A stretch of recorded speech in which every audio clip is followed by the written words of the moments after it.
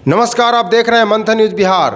रामनवमी के दिन जिस प्रकार से बिहार के 3 जिलों नालंदा, सासाराम और गया में रामनवमी शोभा यात्रा पर जिस प्रकार से पथराव किया गया, उसमें जिस प्रकार से हिंसा की गई, उसने बिहार में फिर से एक बार धार्मिक उन्माद को हवा दे दी है।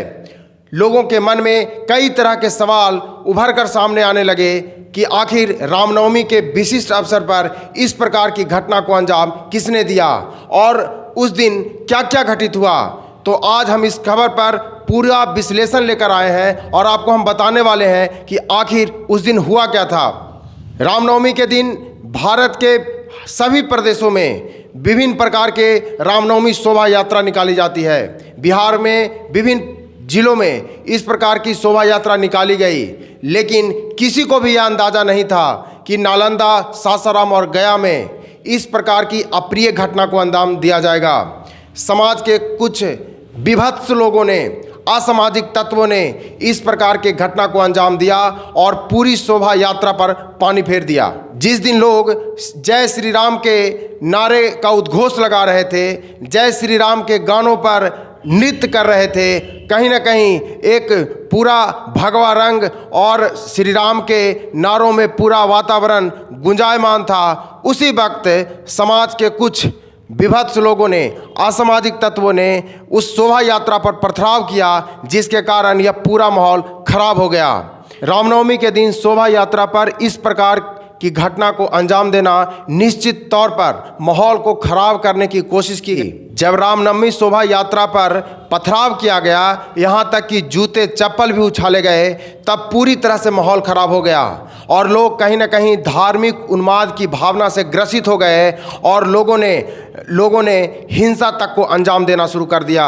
लोगों के बीच एक अफरा तफरी का माहौल छा गया और उन्होंने कई दुकानों, गाड़ियों और यहाँ तक कि शिक्षा के कई केंद्रों में आगजनी भी शुरू कर दी। जैसे ही तीनों जिलों में हिंसा और पुरजोर तरीके से भड़कती, इससे पहले प्रशासन ने दखल अंदाजी की और प्रशासन ने पूरे स्थिति को अपने कंट्रोल में ले लिया। आपको बता दें कि बिहार के इन तीनों जिलों में नालंदा, सासाराम और गया में अगले 2 दिन तक इंटरनेट सेवा बंद कर दी गई है और तीनों जिलों में धारा 144 लागू कर दिया गया है।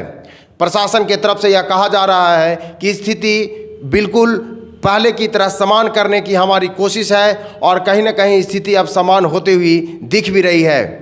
जब इस बाबत बिहार के मुख्यमंत्री नीतीश कुमार से पत्रकारों ने सवाल किया और कहा कि कहीं यह कानून व्यवस्था की ढील तो नहीं है या कानून व्यवस्था बेपटरी तो नहीं हो गई है, तो नीतीश कुमार का साफ तौर पर कहना था कि बिहार की कानून व्यवस्था बिल्कुल पटरी पर है और कहीं भी किसी भी प्रकार की ढील नहीं दी जा रही है। निश्चित तौर पर कुछ असामाजिक तत्वों ने घचपच की है, जिसके कारण इस प्रकार के धार्मिक उन्माद फैलाने की कोशिश की गई है। हम उन सभी असामाजिक तत्वों को बिल्कुल नहीं छोड़ेंगे और अधिकारियों को यह निर्देश दिया जा चुका है कि जल्द से जल्द उन सभी लोगों को हिरासत में लिया जाए जिन्होंने इस तरीके की घिनौनी हरकत को अंजाम दिया है और समाज में धार्मिक उन्माद फैलाने की कोशिश की है।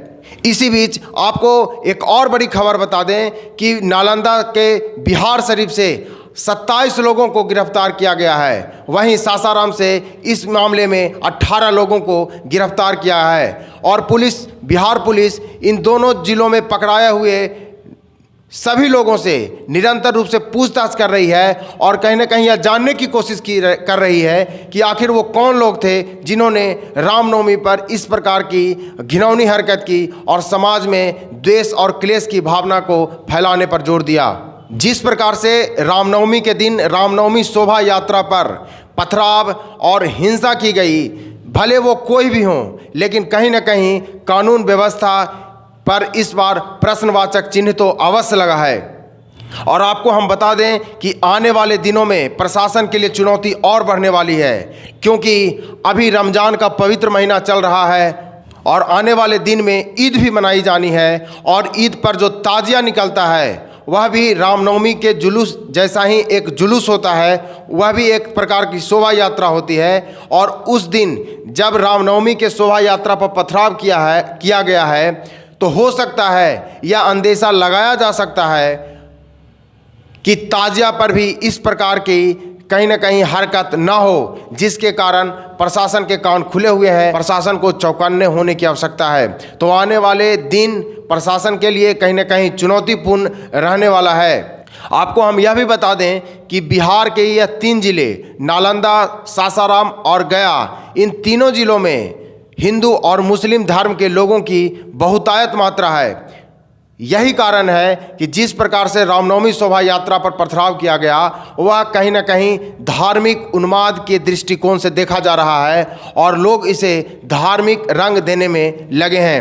लेकिन बिहार पुलिस और बिहार सरकार हमेशा यह लोगों से अपील कर रही है, निरंतर रूप से यह अपील कर रही है कि वे किसी भी अफवाह पर ध्यान न दें और लोगों की बात पर भरोसा न करें।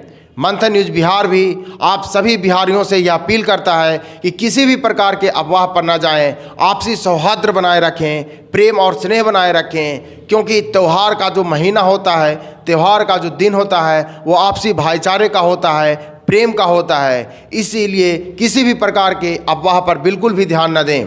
दोस्तों, रामनवमी शोभा यात्रा पर जिस प्रकार से पथराव किया गया, इस घटना पर आपकी क्या राय है, हमारे कमेंट सेक्शन में बस बताएं। देखते रहें मंथन न्यूज़ बिहार। बहुत बहुत धन्यवाद।